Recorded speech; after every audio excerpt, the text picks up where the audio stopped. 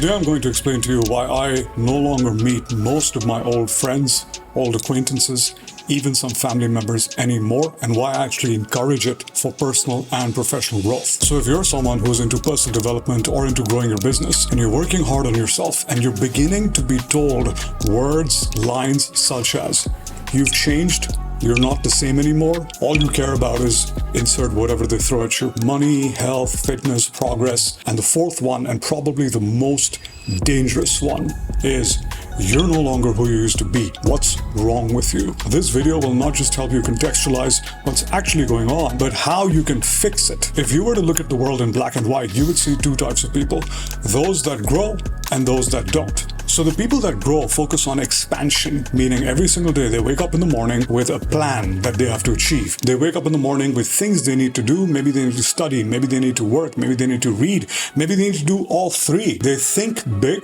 and act small.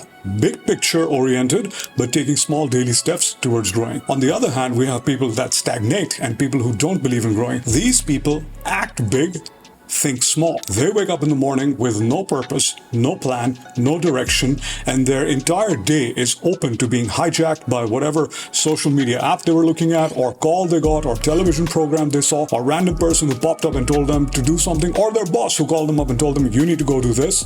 And they had no choice but to agree. Also, the languaging of people who want to grow is different from people who want to stay the same. The languaging of people who want to grow is often less emotional, more logical, more conceptual, more factual, and more open to various interpretations, meaning the people in general are open to new ideas and facilitating and discussions and understanding and learning. The people who don't want to grow, their languaging is usually more laced with emotions, more definitive, meaning this is it, this is the way things are. These people think more in extremes, like either it's wrong or it's right, there's nothing in between. These people have a very black and white view of the entire world, and they're not willing for anyone to discuss or challenge these worldviews.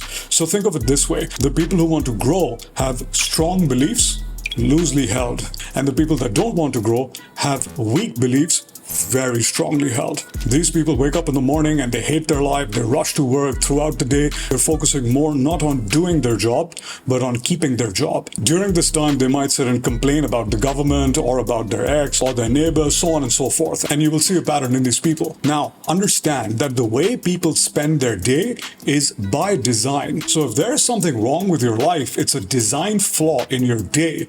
My day, or anyone's day that wants to grow, is designed to keep them moving forward. For someone else who wants to stagnate, their day is literally designed to keep them stuck right where they're at, going through the same motions for months, years, decades of their life without making any significant progress. And they have the walls around their belief system to protect them. That's why.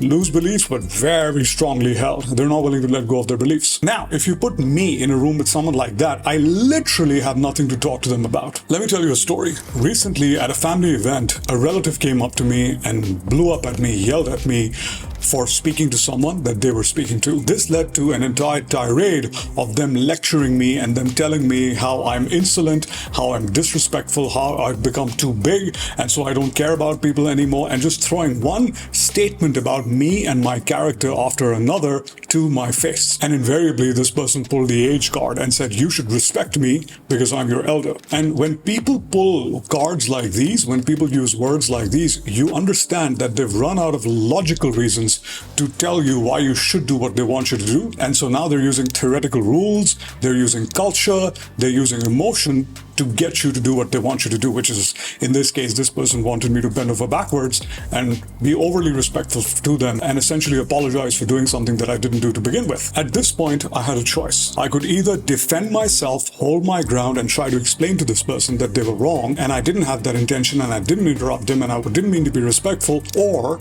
I could save my energy, save my time, and respectfully distance myself from the equation. And herein lies the problem with people that don't want to grow. They will try and guilt and shame you to pick up the slack for them.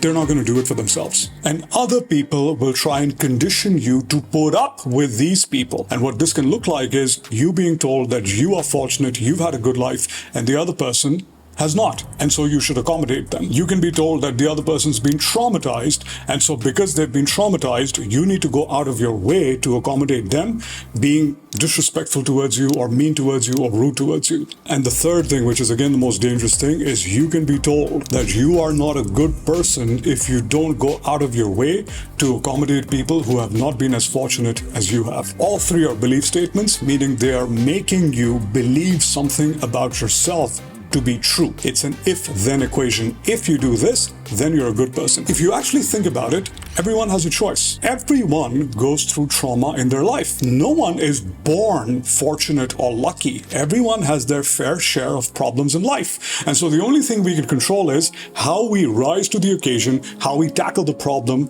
and how we move on with our lives, or how we don't move on with our lives. And so if you think deeper and further, is it your problem to pick up the slack and accommodate someone else who didn't rise to the occasion and didn't overcome their problem and instead decided to blame someone else, maybe blame you for the problems in their life, and they now expect you to do that for the rest of your life? Because that's literally what the belief statement is.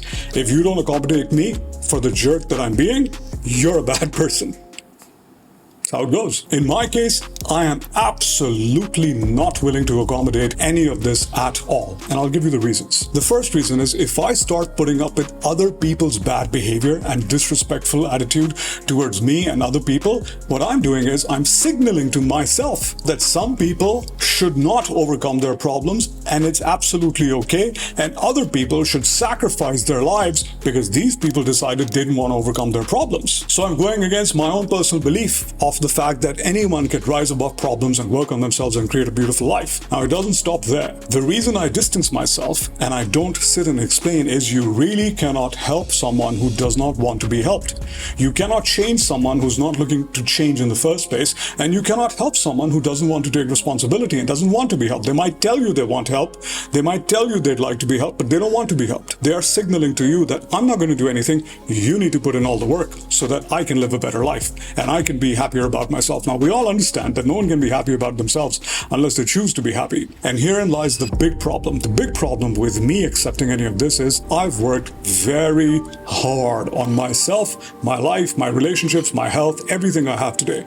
I was a classic victim. I would blame anything and everything, circumstances, people, colleagues, bosses, for the way my life was. And it took a lot of effort to take responsibility, full, transparent responsibility, and be vulnerable with myself and say, it is my job, it is my life, it is my fault, I need to do something. And that's how my life changed. Now, I'm not saying I have the best life, but I'm saying that my life is much, much, much, much, much better than the way it used to be. The other part of the equation is that if I start allowing such people into my life, I'm essentially lowering the standards, not just the standards that I hold myself to, but the standards that I expect from everyone else in my life. And so I'm lowering standards across the board by putting up with people who don't hold themselves to a higher standard. This includes my family members, this includes my loved ones, my friends, my team members, my clients, this includes everyone. I'm not about to let someone else that didn't take the responsibility for their life influence me or guilt me or shame me or tell me how I should behave so that they feel good about their life. We're all in charge of our lives. Understand that if someone is throwing a belief statement at you, and belief statements start with shoulds, woulds, and coulds, you should be respectful of me. I would have made the money if only XYZ hadn't happened. I could have done this if only that. Fantasy land doesn't exist, it's not real. And so the way to pick up on this is if you're in a room and the conversation never changes, change the room. If you're in a room where all you can talk about is the good old days, the past is behind you, change the room. And so it's not your fault. You're on the right track. You're headed in the right direction. You just have to make sure that you safeguard not just yourself, but your mind, your identity, your beliefs, because they are the things that are most susceptible to being manipulated by other people. I hope this helps you. I'm out of here. I'll see you in the next one. Take care. Bye-bye.